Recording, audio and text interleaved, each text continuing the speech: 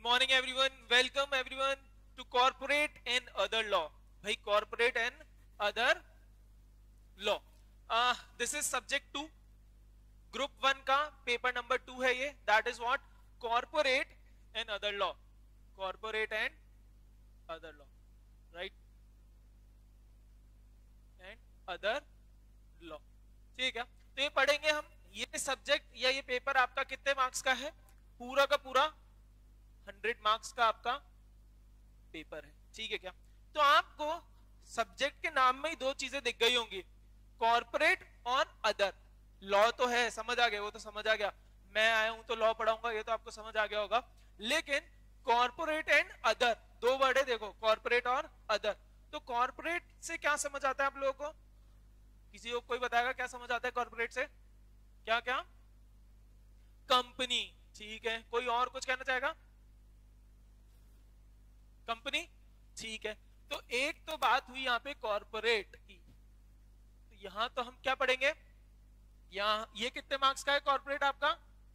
60 marks का। ठीक है क्या? ये आपका कितने मार्क्स का है? 60 मार्क्स का। और ये जो है ना अदर, अदर लॉ, ये कितने मार्क्स की हुई आपकी? 40 मार्क्स की। ठीक है क्या? दिख रहा है क्या भाई? कॉर्पोरेट लॉ आपकी कितने मार्क्स की है? 60 मार्क्स की। और अदर लॉ आपकी कितने मार्क्स की है? 40 मार्क्स की। ठीक है क्या? समझ आया क्या? चलो ठीक है। अब कॉर्पोरेट बोले तो हमने अभी जैसे शर्मा जी ने बोला कंपनी लॉ, तो एक बात समझते हैं, कॉर्पोरेट लॉ में आपके क्या क्या आएगा? क्या बोला मैंने? कॉर्पोरेट लॉ में आपके क्या क्या आएगा वो समझते हैं। ठीक है, कॉर्पोरेट लॉ में आपके क्या क्या समझ आएगा? इतना तो सबको समझ आ गया कि सर कुछ तो कंपनी से रिलेटेड होने वाला है। जी बिल्कुल, कंपनी से ही रिलेटेड होने वाला है। तो एक तो इसमें आपके आएगा कंपनीज एक्ट। अच्छा, कंपनीज एक्ट का ईयर क्या है? 2013। ठीक है भाई, बिल्कुल बढ़िया। क्या है कंपनीज एक्ट 2013? पहले कौन सा था?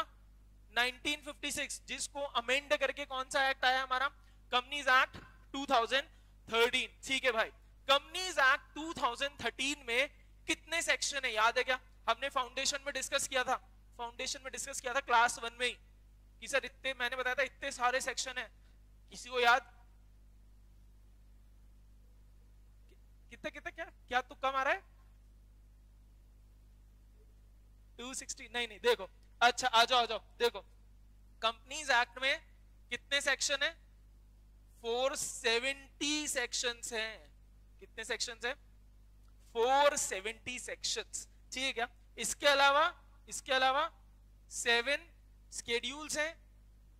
और इसके अलावा ये जो पूरे सेक्शंस और स्केड्यूल्स हैं, ये कितने चैप्टर्स में डिवाइडेड है?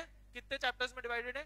पूरे 29 चैप्टर्स में डिवाइडेड है। ठीक है सर, पूरी ज्ञानबाजी हो गई, लेकिन अब काम की बात बताओ। काम की बात, आपके सीए इंटर में कितना है? सर इंटर में कितना पढ़ना पड़ेगा ये बता दो सीधा। समझ गए? 470 सेक्शंस हैं, 7 स्केड्यूल्स हैं, 29 चैप्टर्स हैं। सर बिल्कुल समझ आ गया। ये बताओ काम की बात कि हमें कितना पढ़ना है? तो भाई इंस्टीट्यूट जो है हमारा आईसीआई, वो आप बहुत दयालु है, इंटर तक आप पर इतने जुर्म नहीं करता। वो जानते बच्चे अभी जस्ट फाउंडेशन पढ़ के आए हैं, वहां इन्होंने तो बस थोड़ा कंपनी लॉ 10 मार्क का 20 मार्क का पढ़ा था, इससे ज्यादा पढ़ा ही नहीं था। तो इनको 470 के 470 सेक्शन दे दिए तो भैया ये आने नहीं वाले। तो आपके इंटर में कितने सेक्शन है? आपके इंटर में है अप टू सेक्शन 148। आपके इंटर में कितने हैं? Up to section 148। बोले तो 1 से 148 की लड़ाई हमें करनी है साथ में, जो मिलकर हम करेंगे। कितने सेक्शंस की भाई? 1 से 148। इसके आगे आप कहां देखोगे? इसके आगे आप कहां देखोगे? इंशाअल्लाह सुभान अल्लाह, जब आप फाइनल में पहुंचेंगे, जो हम पहुंचने वाले हैं, सारे आज आई गए हो क्लास में, तो फाइनल का टिकट तो पक्का हो ही गया, तो वो आप 148 से आगे आप कहां देखोगे? फाइनल में। आया क्या समझ? थोड़े बहुत सेक्शंस होंगे जो आगे के हमारे पास आते रहेंगे बीच में, लेकिन वो इतने डिटेल में नहीं आएंगे। डिटेल में क्या है? सारा 1 से 148 सेक्शन जो आपके सीए इंटर के सिलेबस में। ठीक है क्या? अच्छा, अगला सवाल, ये 1 to 148 सेक्शन सर कितने चैप्टर्स हैं? तो ये 1 to 148 सेक्शंस आपके 10 चैप्टर्स में है। 10 चैप्टर्स में है। तो मैं बोलूं क्या, ये जो 60 मार्क्स हम पढ़ेंगे ये कितने चैप्टर से पढ़ने वाले हम? 10 चैप्टर से। 10 चैप्टर्स एंड 1 to 148, 1 to 148, अरे भाई 1 to 148 सेक्शंस, राइट? ठीक है, इसके अलावा क्या है सर? सर 60 मार्क में बस इतना ही करना है? सर इतना ही करना है? जी नहीं, कंपनीज एक्ट तो है, इसके साथ आप पढ़ोगे एक चीज आएगी आपकी कंपनी रूल्स, ठीक है क्या? इसके अलावा सर इसके अलावा और है? मैंने बोला जी बिल्कुल है। इसके अलावा आपके रेगुलेशंस आएंगे। क्या बोला मैंने? सर रेगुलेशंस आएंगे। तो 60 मार्क की लड़ाई में हम क्या क्या देखेंगे? Companies act 2013, right? इसके अलावा 1 से 148 सेक्शन जो 10 चैप्टर्स में है, कंपनी रूल्स, कंपनी रेगुलेशंस, ये तीनों चीजें साथ में चलेंगी। हम तीनों चीजें साथ में पढ़ते पढ़ते समझेंगे। सेक्शन देखेंगे, उस सेक्शन के लिए जो रूल्स आया रूल्स देखेंगे, रेगुलेशंस देखेंगे, ऐसे समझकर बिल्कुल डिटेल में सारी चीजें देखेंगे, ठीक है क्या? ये तो हुई कॉर्पोरेट लॉ की बात, ठीक है क्या? ये तो हुई कॉर्पोरेट लॉ की बात, ठीक है। अब सर ये 40 मार्क्स में क्या है ये बता दो। सर ये 40 मार्क्स में क्या है ये बता दो। तो भैया ये जो 40 मार्क्स है ना, इसके अंदर आपको 4 चैप्टर्स मिलेंगे या 4 एक्ट मिलेंगे। 3 एक्ट है और एक और चीज है, ठीक है क्या? वो आपको मिलेंगे किसके अंदर? अदर लॉ में, ठीक है क्या? ध्यान से सुनना, अदर लॉ में। तो एक तो आपको चीज ऐसी मिलेगी जो आप थोड़ी फाउंडेशन में पढ़ चुके हो। फाउंडेशन में लॉ में आपने सबसे पहला एक्ट कौन सा पढ़ा था? हाँ, तो जी वही वही आपको यहां मिलेगा। चैप्टर 1 जो है हमारे अदर लॉ का, that is Indian contract act. Year क्या है कोई बताएगा? ईयर क्या है? क्या क्या क्या क्या? 1872, ठीक है। अच्छा सर नहीं, बात एक बताओ, कहां से जो पहले पढ़ लिए वो सेक्शन भी आएंगे क्या? नहीं, यहां पर फ्रॉम 124 सेक्शन से स्टार्ट होगा। 123 तक का आपने वहां पढ़ लिया है। कहां पढ़ लिया है? फाउंडेशन में, ठीक है क्या? उससे आगे का यहां पर आपको आएगा, ठीक है क्या? इसके अलावा एक नया एक्ट आएगा जो आपने देखा नहीं है, दैट इज नेगोशिएबल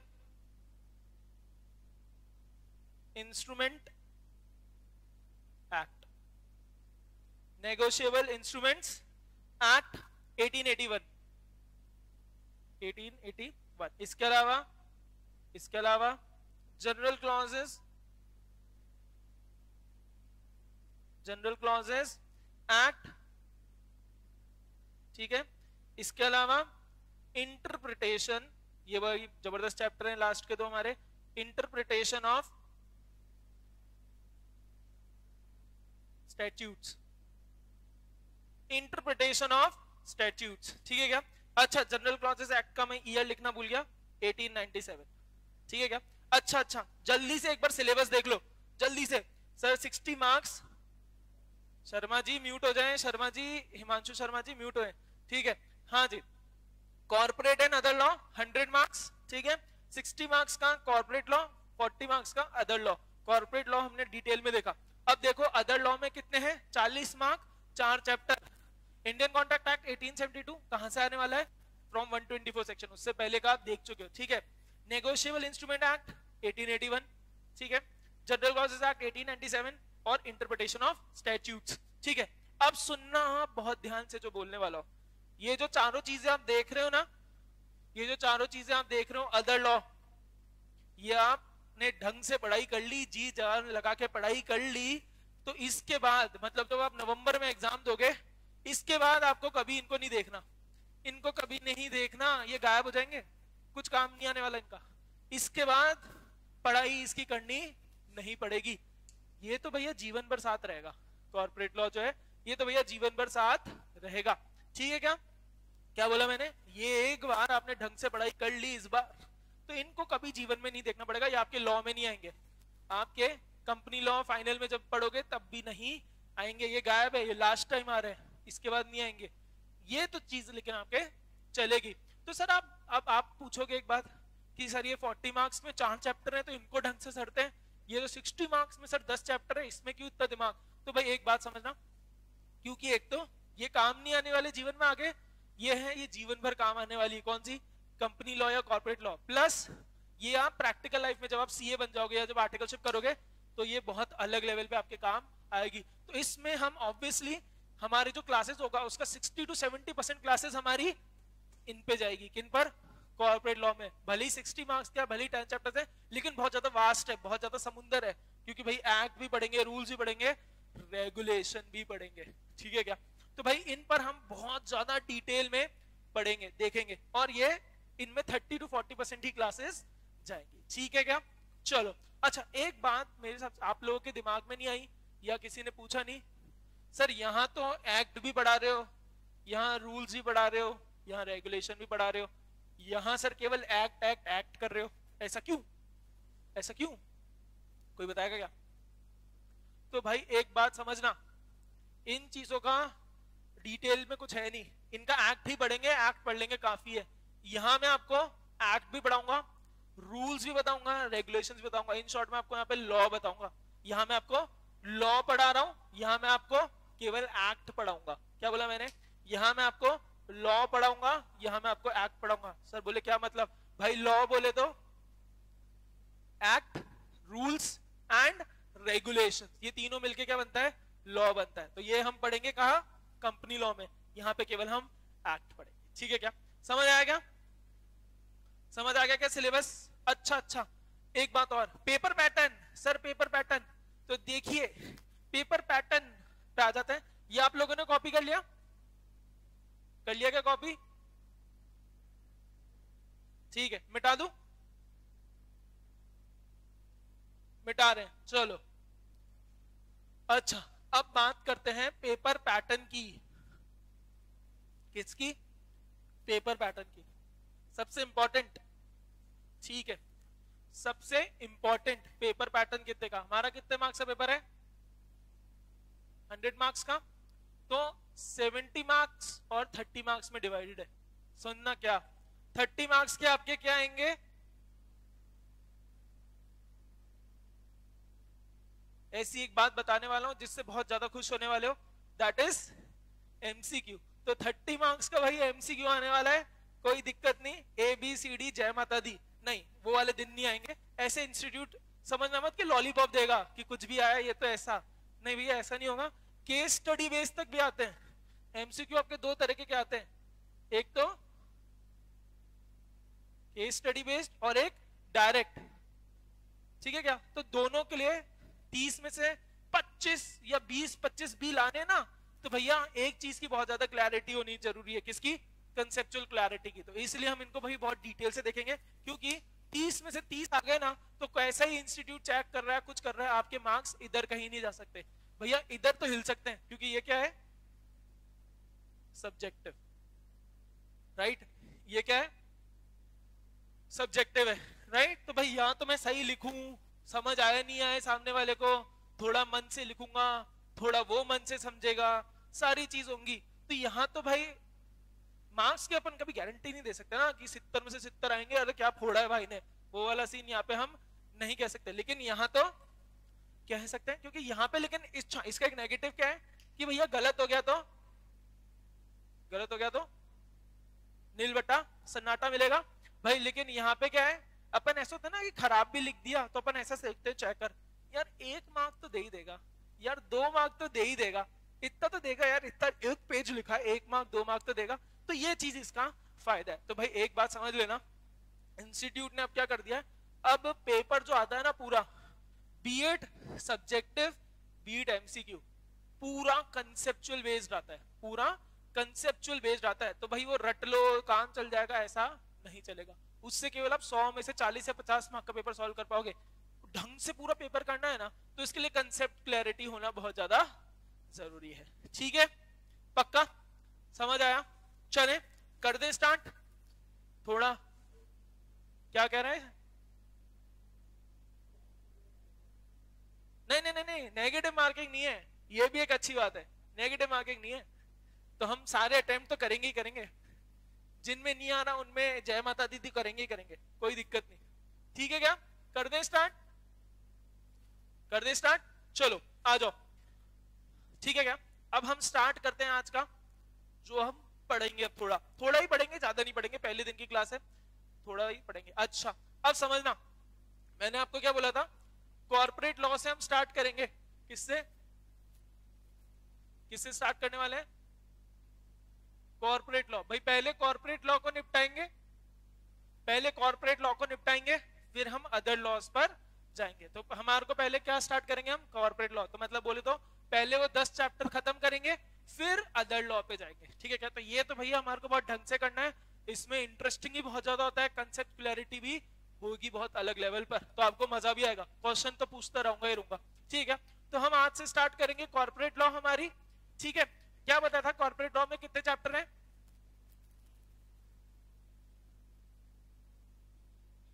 ठीक है क्या, 10 चैप्टर्स हैं, राइट। अच्छा अब सुनना, जो इसका चैप्टर 1 है ना, एक और मस्त बात करने वाला हूं, बहुत मजा आने वाला है।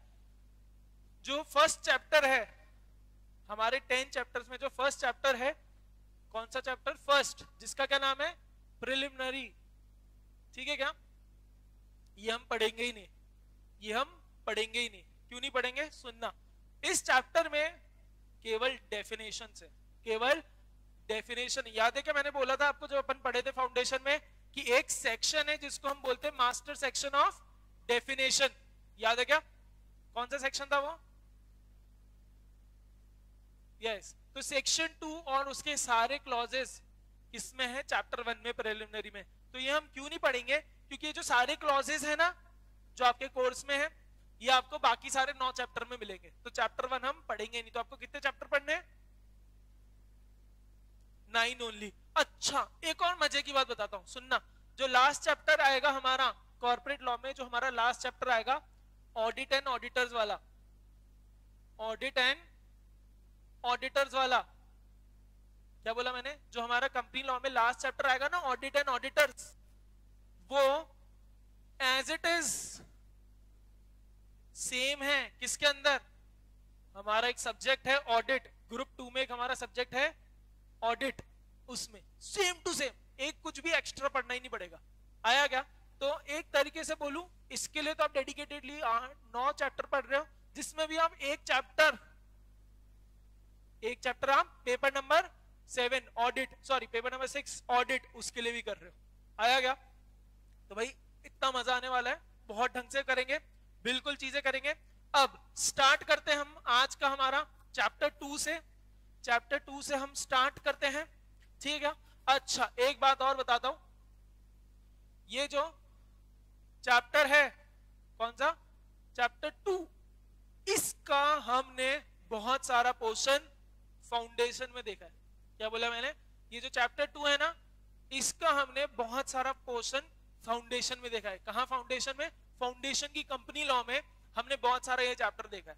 तो उस चैप्टर को हम अब और डिटेल में देखेंगे। कहां पे देखेंगे, उसको ही अब हम बहुत ज्यादा डिटेल में देखेंगे। ठीक है क्या, पक्का, कर दें स्टार्ट जी, कर दें, कर दें, प्रभु का नाम लेके आ जाओ, स्टार्ट, आ जाओ भाई। चैप्टर 2, चैप्टर 2 देखो, नाम देखो, आपको स्क्रीन पे भी दिख रहा होगा, incorporation of company and matters incidental thereto.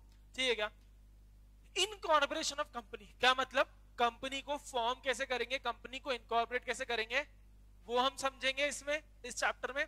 ठीक है, और उससे रिलेटेड जो मैटर्स हैं, उससे रिलेटेड जो फसलें हैं, जो दिक्कतें हैं, जो कंप्लायंसेस हैं, रेगुलेशंस हैं, सारी इस चैप्टर में देख देंगे। क्या बोला मैंने भैया, इस चैप्टर में आप क्या सीखने वाले हो, किस चैप्टर में, चैप्टर 2 में क्या सीखने वाले हो, एक तो कंपनी को इनकॉर्पोरेट कैसे करते हैं, ठीक है क्या, और इनकॉर्पोरेशन से रिलेटेड जो मैटर्स हैं सारे, वो हम इस चैप्टर 2 में देखने वाले हैं। क्या बोला मैंने कि सर इसमें हम क्या देखेंगे, जी हम इस चैप्टर में देखने वाले हैं वो सारी चीजें जिससे कंपनी इनकॉर्पोरेट होती है, प्लस उसके अलावा उस रिलेटेड से, उनसे रिलेटेड जो भी मैटर्स हैं वो हम इसमें देखने वाले हैं। ठीक है क्या, तो सबसे पहला तो एक आई बात पढ़ते हैं, introduction to the incorporation of company. Screen पे आपको दिख रहा होगा। पहले तो मैं आप लोगों से जानना चाहूंगा कंपनी का मतलब क्या है। कंपनी का मतलब क्या है, कोई बताएगा?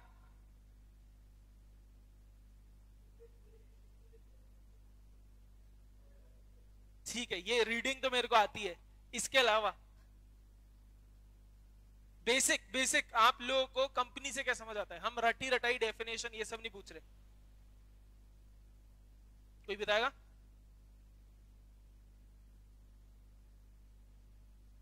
कोई नहीं, अच्छा चलो, एक मैं पहले तो कंपनी की डेफिनेशन बताता हूं। ये तो कंपनी के बारे में बताया, कंपनी की डेफिनेशन बताता हूं, आ जाओ। कंपनी की डेफिनेशन कहां है, याद रखना। कंपनी की डेफिनेशन किधर है?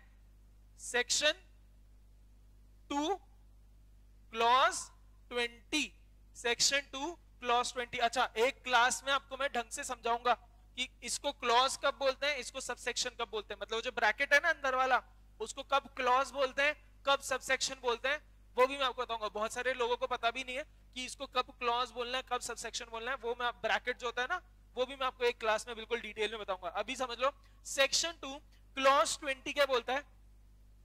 कंपनी की डेफिनेशन है, बहुत ज्यादा हार्ड डेफिनेशन, अभी पढ़ोगे तो समझ ही नहीं आएगा क्या बोल रहा है। देखो, means a company, means a company incorporated under this act। क्या बोला मैंने? means a company incorporated under this act or in any other or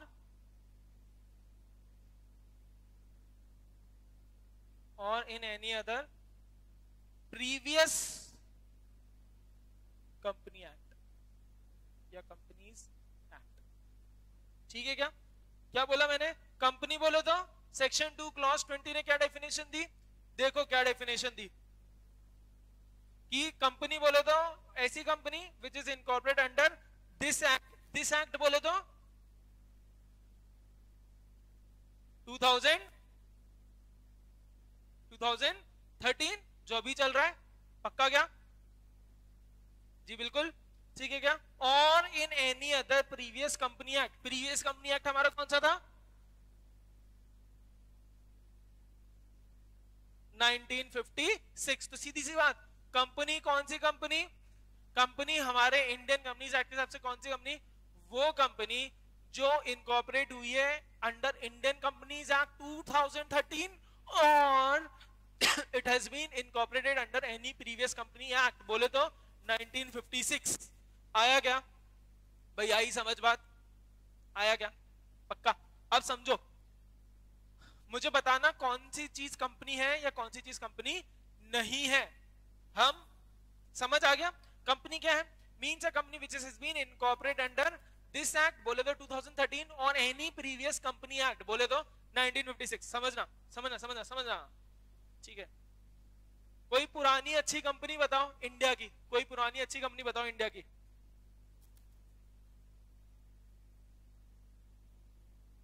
बता दो यार, हमने इतनी सारी कंपनीज देखी थी चैप्टर 3 में। रिलायंस ले लेते हैं, चलो ठीक है। RIL, शॉर्ट में लिख रहा हूं RIL, ठीक है। मान लो RIL वॉज इनकॉर्पोरेटेड अंडर 1956 वाला एक्ट, 2013 से पहले बनी हुई है कंपनी, इतना तो मानेंगे? ठीक है, ठीक है। अच्छा, अब मान लो एएस इंस्टीट्यूट को हमने इनकॉर्पोरेट कर दिया, ASI limited, as institute limited. ये किसके अंदर इनकॉर्पोरेट हुई होगी? ऑब्वियसली 2013। जी बिल्कुल, आ रहा है समझ? ठीक है। अब माइक्रोसॉफ्ट, ठीक है, एप्पल। मुझे एक बात बताएं, ये तो हमें समझ, सुनना ध्यान से। रिलायंस इंडस्ट्रीज लिमिटेड 1956 में क्या ये कंपनी है? क्या ये हमारी कंपनी की डेफिनेशन के हिसाब से कंपनी है क्या? यस। एएसआई लिमिटेड 2013 के अंदर इनकॉर्पोरेट हुई, क्या ये हमारी कंपनीज एक्ट के हिसाब से इनकॉर्पोरेट है क्या? जी बिल्कुल। क्या माइक्रोसॉफ्ट और एप्पल कंपनी है?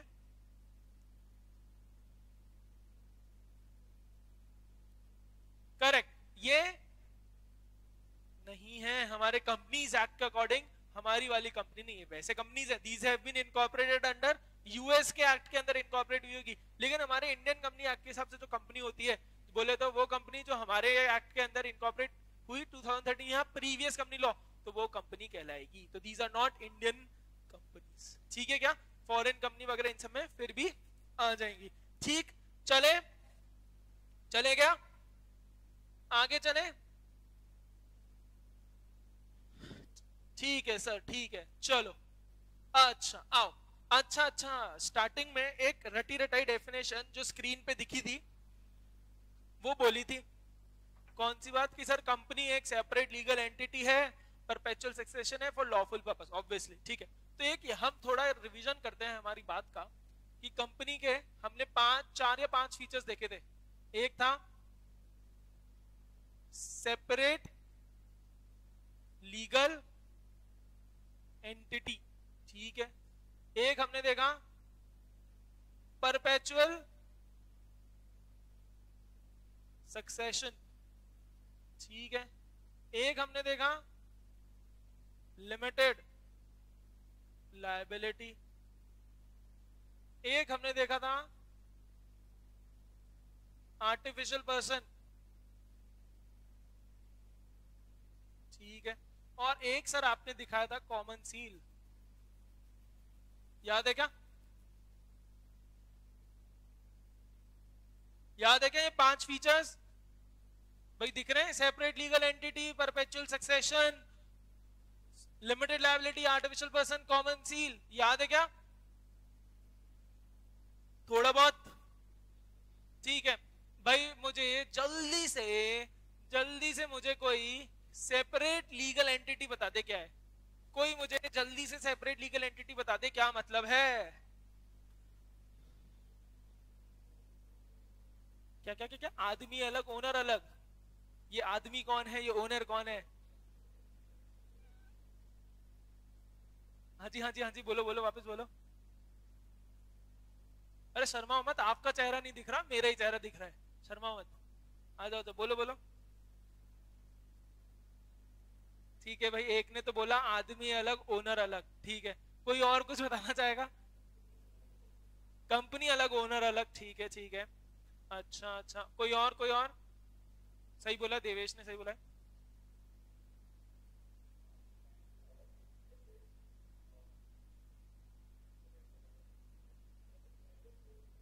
एमओए, ठीक, ओके भाई, दोनों ने सही बोला।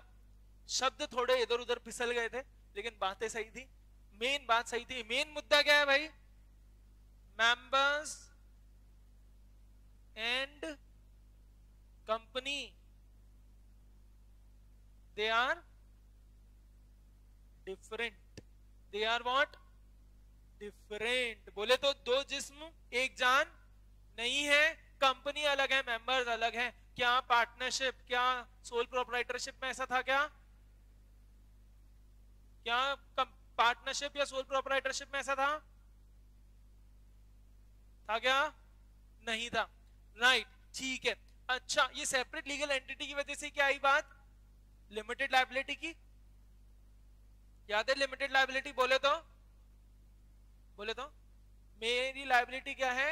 लिमिटेड। मतलब जितने मैंने कंपनी में शेयर्स इन्वेस्ट करके हैं, जितना मैंने इन्वेस्टमेंट कर रखा है, उतनी ही मेरी लायबिलिटी वहीं तक की है। मतलब बोले तो मेरे पर्सनल एसेट्स, कंपनी दिवालिया हो गई, क्या मेरे पर्सनल एसेट्स को यूज कर सकते हैं क्या? नहीं, मेरे पर्सनल एसेट्स यूज नहीं हो सकते at the time of winding up. Only my contribution, जितना मैंने कर रखा है या मैंने जितनी गारंटी दे रखी है, विद नहीं। इसमें हमने इसके हिसाब से देखी थी, याद करो, 3 companies, limited liability, unlimited liability और गारंटी वाली। वो हम बाद में वापस देखेंगे, हम उस पर आएंगे बाद में, ठीक है क्या? आ जाओ। परपेचुअल सक्सेशन कोई बता दे, जल्दी से बता दे कोई परपेचुअल सक्सेशन का मतलब।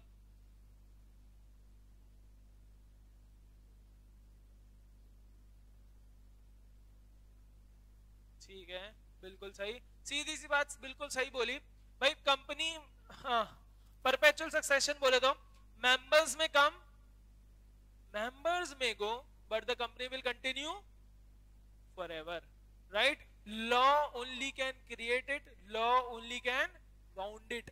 या भाई कानून ही इसको बना सकता है, कानून ही इसको बंद कर सकता है। मेंबर चले जाए नहीं रहे उससे कोई मतलब नहीं है, नया मेंबर आ जाएगा, जिसने बनाया वो चल बसा तो दूसरा उसका नॉमिनी या सक्सेसर आ जाएगा, कंपनी चलती रहेगी, राइट। आप देखो ना कितनी सारी बड़ी बड़ी कंपनीज हैं, जैसे रिलायंस है, उनको किसने बनाया था? धीरू भाई अंबानी जी ने बनाया था। क्या अभी वो जिंदा है क्या? नहीं। क्या कंपनी बंद हो गई?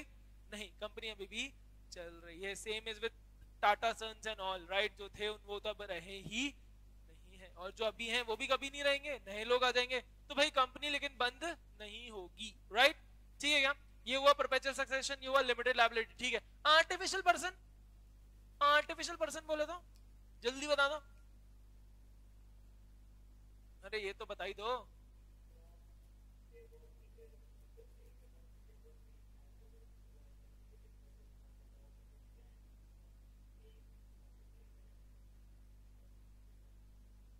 ठीक है भाई, बहुत ही बेहतरीन, सीधी सी बात। आर्टिफिशियल पर्सन बोले तो कि जो एक लिविंग पर्सन करता है ना लॉ की नजर में, सेम टू सेम कंपनी भी वैसे कर सकती है, लेकिन since it is not a living being, it can not eat and all that, तो इसलिए वो क्या है? आर्टिफिशियल पर्सन है। बोले तो कंपनी क्या कर सकती है? खुद के नाम पे प्रॉपर्टी खरीद सकती है, खुद के नाम पे कॉन्ट्रैक्ट कर सकती है, it can sue, it can be sued, right. Case कर सकती है, केस इस पर भी हो सकता है। खुद के नाम पे कॉन्ट्रैक्ट कर सकती है, खुद के नाम पे प्रॉपर्टी खरीद सकती है, इसलिए क्या है? Artificial person, right. ठीक है, फिर एक लास्ट आया, जल्दी से बता दो। कॉमन सील, कॉमन सील, जल्दी से बता दो। कॉमन सील, आ जाओ आ जाओ आ जाओ। कॉमन सील क्या था? कॉमन सील याद नहीं किसी को भी? अच्छा चलो बताता हूँ भाई। आर्टिफिशियल पर्सन है, कैसे पता चलेगा कंपनी कॉन्ट्रैक्ट करी? भाई मैं किसी का कॉन्ट्रैक्ट में आता हूँ तो मैं ऐसे साइन करता हूँ, उससे पता पड़ जाता है अंशुल जैन ने कॉन्ट्रैक्ट किया। आप लोग आते हो, आपका हम अंगूठा देख लेते हैं, या इससे पता पड़ जाता है कि आप लोगों ने कॉन्ट्रैक्ट किया। अंगूठा लग जाता है आपका, वो शाही में लगाते हैं, अंगूठा लग गया, हम बोल लेंगे कि भाई आदित्य जी ने आ गए कॉन्ट्रैक्ट में, या कोई भी जना कॉन्ट्रैक्ट में आ गया। कंपनी का कैसे पता चलेगा कि वो कॉन्ट्रैक्ट में आई है नहीं आई है, या कंपनी है? वो कैसे पता चलता है? कॉमन सील के थ्रू। ये कंपनी का क्या है मैं बोलूं तो एक तरह से मान लो सिग्नेचर। क्या अब कॉमन सील मैंडेटरी है? क्या जरूरी है? क्या कॉमन सील से ही होगा? नहीं नहीं नहीं, बिल्कुल। उसके बाद क्या हुआ? हमने देखा यार कि ये है ना मिडाइवल जमाने की चीजें हैं कि थप्पा लगेगा तो ही मानेंगे। इसके बाद क्या अमेंडमेंट आया कि कॉमन सील की जरूरत नहीं है, आपके पास आपके दो होल टाइम डायरेक्टर साइन कर देंगे तो उससे भी हम ऑथेंटिकेट मान लेंगे। अगर कंपनी का सीएस है तो सीएस बोले तो कंपनी ने अगर चार्टर्ड सेक्रेटरी रख रखा है तो एक डायरेक्टर एक चार्टर्ड सेक्रेटरी हमेशा करेगा, उन दोनों के साइन है तो मान लिया जाएगा, मान लिया जाएगा कंपनी ने वो कॉन्ट्रैक्ट या वो जो भी चीज थी उसके अंदर अग्रीमेंट में आ गई है। आया क्या? पक्का पक्का? चलो चलो चलो आ जाओ आ जाओ। थोड़ा अब स्टार्ट करते हैं। Company is a separate legal entity with perpetual succession for lawful purpose. ये सब तो हमने डिस्कस कर लिया, ठीक है क्या? अब आओ, development of this concept is equally significant in economic terms as invention of steam engine is for the industrial revolution. भाई इंडस्ट्रियल रेवोल्यूशन के लिए जितना ज्यादा स्टीम इंजन की इंपॉर्टेंस थी, जितना ज्यादा स्टीम इंजन वो लोकोमोटिव से स्टीम पे आए, अब उससे और आगे आ गया, तो जितना उस जमाने में इंडस्ट्रियल रेवोल्यूशन के लिए स्टीम इंजन की इंपॉर्टेंस थी, उतना ही कंपनी का डेवलपमेंट इक्वली सिग्निफिकेंट था इकोनॉमिक टर्म्स में। मतलब जैसे steam engine was for industrial revolution, वैसे इकोनॉमिक रेवोल्यूशन या इकोनॉमिक ग्लोबली इकोनॉमी बढ़ाने के लिए कंपनी होना बहुत ज्यादा, कंपनी वाले टर्म का डेवलपमेंट होना बहुत ज्यादा जरूरी था। तो आप आते हैं आज के मुद्दे पर। भाई वो लोग कौन होते हैं जिनके अंदर दिमाग में घंटी बजती है, आइडिया आता है, कंपनी बनानी है, भाई कौन होता है वो जना?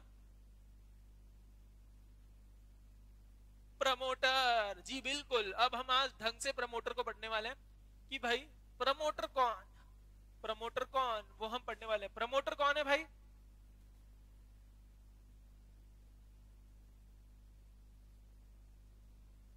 वो आदमी जिसके दिमाग में क्या आया? आइडिया आया, या मैं बोलूं तो जिसके दिमाग की बत्ती जली। ठीक है क्या? ये क्या है? लट्टू है, मान लेना। ठीक है क्या? ठीक है। तो भाई वो इंसान जो प्रमोशन, कंपनी फॉर्म करना जो स्टार्ट करता है, जिसके दिमाग में आइडिया आता है, जो सारी मेहनत करता है कंपनी बनाने की, वो कौन? प्रमोटर्स। राइट, वो कौन? प्रमोटर्स। राइट, वो कौन है? हमारे प्रमोटर, जिनके दिमाग में बत्ती जलती है कि वो। ठीक है। All persons who take steps for the registration of a company, example those associated with the preparation of prospectus or in drawing up the MOA of the company and assisting in its registration are regarded as promoters। इनको भाई और detail में देखेंगे। एक शब्द आया यहाँ पे prospectus, एक वर्ड आया यहाँ पे MOA, इनको हम और आगे डिटेल में देखेंगे। MOA को तो हमने फाउंडेशन में भी डिटेल में देखा था, यहाँ हम प्रोस्पेक्टस को भी डिटेल में देखेंगे, टाइप्स ऑफ प्रोस्पेक्टस को भी आगे वाले चैप्टर्स में डिटेल में देखेंगे। तो सीधी सी वाला, वो सारे लोग जो स्टेप्स लेते हैं रजिस्ट्रेशन ऑफ अ कंपनी को फॉर्म करने के लिए, उनको हम प्रमोटर कहते हैं। अब ये तो हुआ बेसिक समझना। अब आते हैं पूरी मुद्दे की बात पे। जैसे कंपनी का एक सेक्शन था, डेफिनेशन था, वैसे ही प्रमोटर का भी कहीं होगा, वैसे ही प्रमोटर का भी कोई डेफिनेशन का सेक्शन होगा। तो प्रमोटर का हमारे कंपनीज एक्ट में सेक्शन क्या है? याद रखने हैं हमारे को section, section 2 clause 69, section 2 clause 69। ठीक है क्या? उसने डिफाइन किया है, किसको डिफाइन किया है भाई? किसको डिफाइन किया है? प्रमोटर। अच्छा, अगली बार कोई भी आपसे बोले प्रमोटर कौन, तो आप सीधा नहीं बताओगे प्रमोटर कौन, आप क्या बोलोगे? As per under section 2 subsection 69 promoter has been defined as a person. अगली बार कोई भी आपको ऐसे पूछे तो सीधा नहीं बताना, उसको बताना है कि यस ये वाले बच्चे इंटर पढ़ रहे हैं, हमें पता है सेक्शन 2 क्लॉज 69, ऐसा बताना है सामने वाले को। उसके तोते उड़ रहे हैं कि बात क्या हुई है, क्या बोल रहा है ये। तो similarly section 2 sub section section 2 clause 69 ने बोला है प्रमोटर कौन होता है। देखो, companies act 2013 defines the term promoter under section 2 clause 69 which means a person. तीन बातें बताई हैं, ठीक है क्या? प्रमोटर के लिए तीन बातें बताई है, अभी हम देखेंगे। तीन बातें बताई हैं, अगर तीन में से आपने कोई भी एक कंडीशन सेटिस्फाई कर दी तो भैया मुबारक हो, आप कौन हो? प्रमोटर हो। आया क्या? क्या बोला मैंने? सेक्शन 2 क्लॉज 69 ने प्रमोटर बताया, पर उसने बताया है कि कोई भी वो इंसान, हम तीन कंडीशन अभी देखेंगे, तीन बातें हम देखेंगे, उन तीनों में से आपने कोई भी एक बातें बोल दी तो मुबारक हो, आप क्या बन जाओगे? प्रमोटर बन जाओगे। ठीक है क्या? तो क्लॉज ए ने क्या बोला, सब क्लॉज ए ने क्या बोला? Who has been named as such in a prospectus. क्या बोला?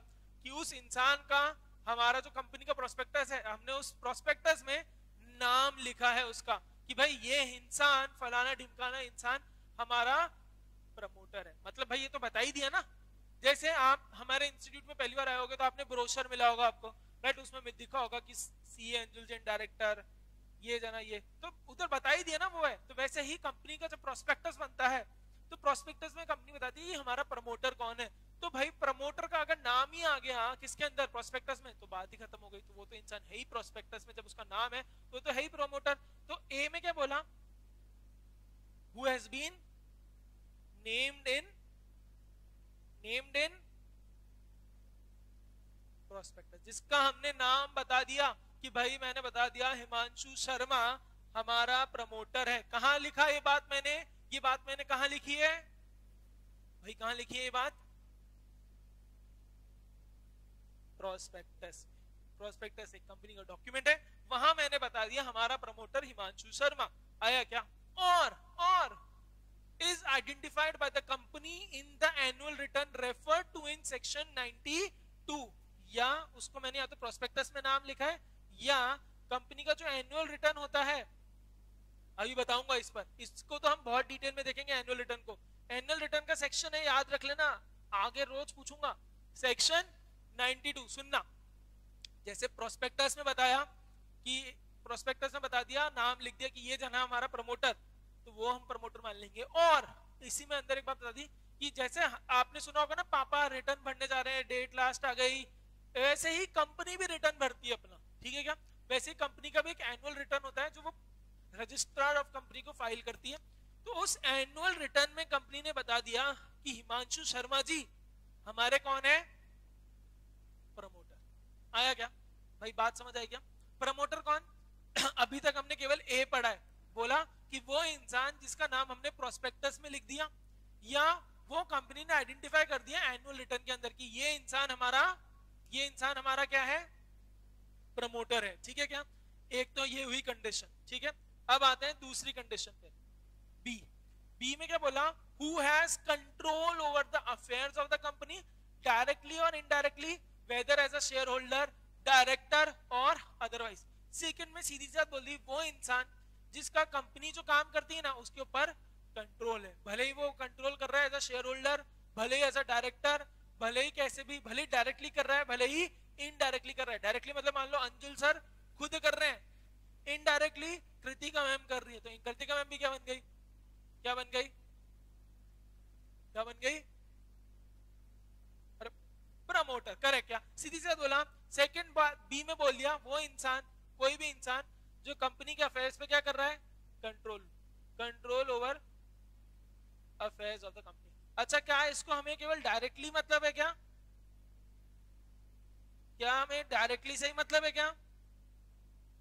नहीं, इनडायरेक्टली भी करेगा तो भी चल जाएगा। ठीक है क्या? क्या बोला बी में? क्या बोला भाई? Control over affairs of the company directly और indirectly, whether as a share holder, as a director और अदरवाइज। बहुत विस्तार में बात बोल दी कि कोई भी जना जो कंपनी को कंट्रोल कर रहा है, ठीक है। अब कंट्रोल का मतलब ये नहीं होता कि 1% का कंट्रोल, भाई भारी मात्रा में कंट्रोल, ठीक है क्या? आया समझ? ठीक है। अब तीसरी कंडीशन देखते हैं, आओ जल्दी आओ, लास्ट कंडीशन देखते हैं हमारी।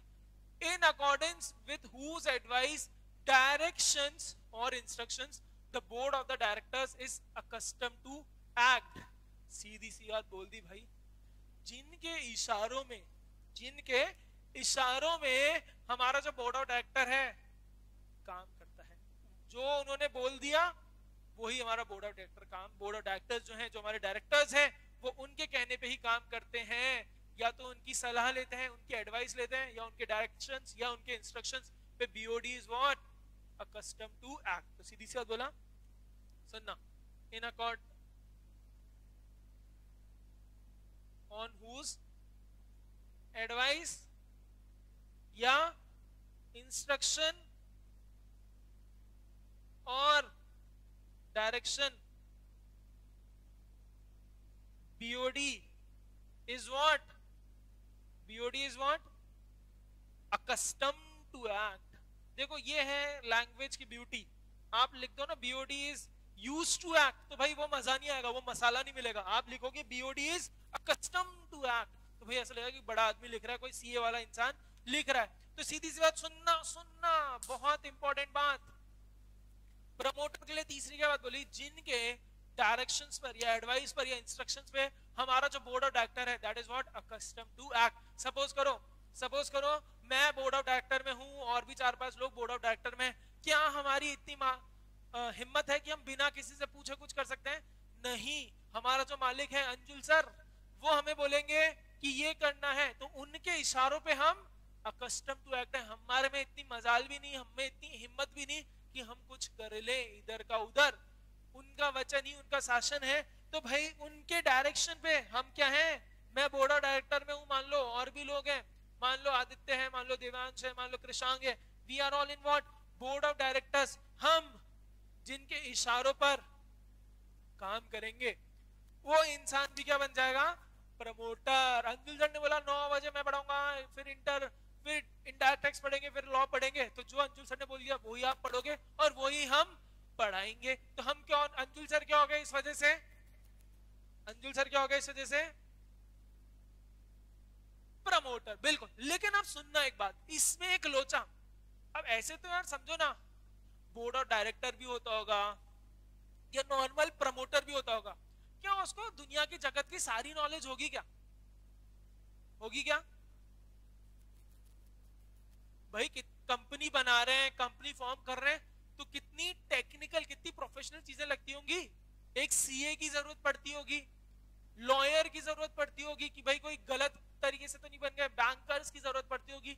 तो यार इनकी एडवाइस से भी तो मैं पूछूंगा, जैसे मैं किसी सीए के पास जाऊंगा कि भाई बता दो कंपनी में ये बन रहे हैं, ये डॉक्यूमेंट सही है क्या, तो वो मुझे इंस्ट्रक्शन देगा। ऐसे तो मैं बीओडी हूं, मैं मान लो कंपनी बन रही थी एएसआई लिमिटेड, मैं उसका बीओडी था, मैं एएसआई, मैं मेरे को अंशुल सर ने बोला कि आदित्य शर्मा जी सीए हैं, उनके पास जाओ, वो आपको बता देंगे। अब आदित्य शर्मा जी मुझे बताएंगे कि ऐसे ऐसे डॉक्यूमेंट्स बनाने, तो अब मैं तो उनकी एडवाइस पे मैंने एक्ट किया, तो क्या आदित्य शर्मा जी प्रमोटर बन गए फिर? तो जी नहीं। सिमिलरली सपोज करो मैं किसी और जने के पास गया, अजय जी सर के पास गया जो लॉयर है। अब मैं उनके पास क्यों जाऊंगा? क्योंकि मुझे देखना है ना कि कोई गलती से मैं इलीगल काम तो नहीं कर रहा, कोई इलीगल चीजें तो नहीं करनी। तो मैं वकील के पास गया, लॉयर के पास गया, अजय जी के पास, उन्होंने मुझे बोला अंशुल सर ये चीज मत करो, आप कानून का उल्लंघन कर रहे हो, you are breaking the law. तो अब मैंने उनकी एडवाइस पे वापस कुछ काम किया, तो क्या फिर तो ये भी प्रमोटर बन गए, क्योंकि मैं था बीओडी, उनके कहने पे मैंने काम किया। उधर वो आदित्य शर्मा जी थे, वो सीए थे, उनके कहने पे मैंने डॉक्यूमेंट्स ऐसे किए। तो क्या आदित्य शर्मा जी, अजय जी प्रमोटर बन गए क्या? नहीं नहीं। सुनना, बहुत इंपॉर्टेंट बात बोलने वाले हैं, पढ़ो देखो। However, a person who is acting merely in a professional capacity shall not be regarded as promoter. मतलब वो इंसान जो अपनी प्रोफेशनल कैपेसिटी में काम कर रहा है, मतलब उसका काम ही वही है। जैसे आदित्य शर्मा जी का काम ही था सीए और गाइडलाइंस देना, इशू बताना लोगों को कि ऐसे ऐसे कंपनी बनती है। मैं जब उनसे बात करने गया तो वो प्रोफेशनल कैपेसिटी में उन्होंने मुझे बताया, उनसे मैंने एडवाइस ली, मैंने उनको पैसे दिए। सिमिलरली जब मैं अजय जी के पास गया जो लॉयर है, उनसे मैंने पूछा तो उन्होंने मुझे चीज दी, उन्होंने अपनी प्रोफेशनल कैपेसिटी में एक्ट करते हुए बताए लॉज मुझे, फिर मैंने उनको पैसे दिए। तो वो यहाँ पे क्या एक्ट कर रहे थे? In their professional capacity. Professional capacity मतलब वो जो प्रोफेशन उनका है वो उस वाला ही काम करते हुए मुझे इंस्ट्रक्शंस या हेल्प दे रहे थे। तो वो लोग प्रमोटर नहीं बनेंगे। सुनना, सबसे इंपॉर्टेंट बात है इसमें, केस स्टडी में ऐसे क्वेश्चन आता है जैसे मैंने अभी बनाया कि समझो Krishang was a part of a board of directors, was a part in the board of directors of ASI Limited. He went to Devesh Bhargav, a CA, for some accounting and taxation services. Mr. Devesh Bhargav gave him instructions, on whose instructions Krishang Yadav, the board of director, changed he acted on his guidance. Kindly, as per section 2 subsection, as per section 2 clause 69, is Mr. Devesh Bhargav a promoter? बताओ भाई, question समझ आया क्या? जी question समझ आया? हाँ जी बता दो, आंसर बता दो। नो सर, ठीक है। कोई है यस वाला? कोई है यस वाला? अच्छा, नो वाला जो है वो एक बार मुझे रीजन दे दे क्यों।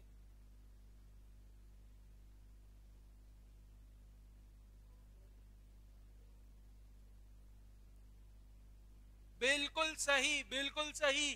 Because mister Devesh Bhargava is acting in his professional capacity, that's why he will not be regarded as a promoter. आया क्या? ठीक है क्या? आज इतना ही पढ़ेंगे। एक बार जल्दी से रिवाइज कर रहे हैं, हमने देखा कंपनी का हमने सेक्शन देखा था, सेक्शन 2 क्लॉज 20। कंपनी बोले तो means any company incorporated under this act और एनी प्रीवियस कंपनी एक्ट। ठीक है, फिर हमने देखा सर कंपनी के हमने 5 फीचर्स को डिस्कस किया जल्दी। सर 5 कौन से थे? Separate legal entity, perpetual succession, artificial person, limited liability, common seal. ठीक है सर, फिर आए आज के मुद्दे पे, वो क्या था?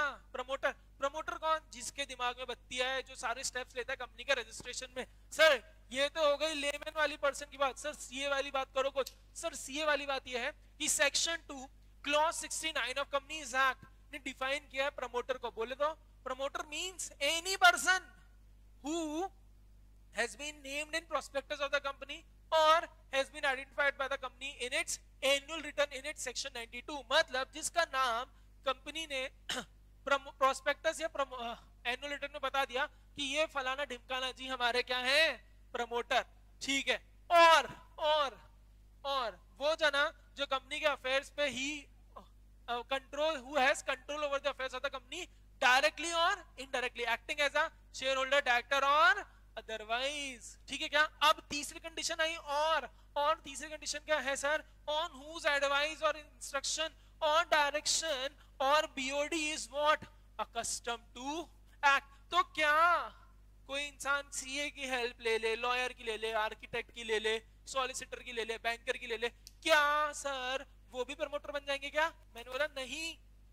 सुनना, सबसे क्या चीज में ये है कि who which person who is acting in its who is acting in its merely in its professional capacity will not be regarded as a promoter। आया क्या? अच्छा, अलग एक और बात, क्या सर तीनों कंडीशन सेटिस्फाई होगा तो ही प्रमोटर बनेगा क्या? नहीं, और है यहाँ पे, और अंग्रेजी देखिए, और है, एंड नहीं है, और है, यानी कोई भी एक कंडीशन हो गई सर तो वो इंसान प्रमोटर बन जाएगा। आया क्या समझ? ठीक है क्या? मिलेंगे कल वापस, आज इतना ही, ठीक है। Till then take care, bye bye.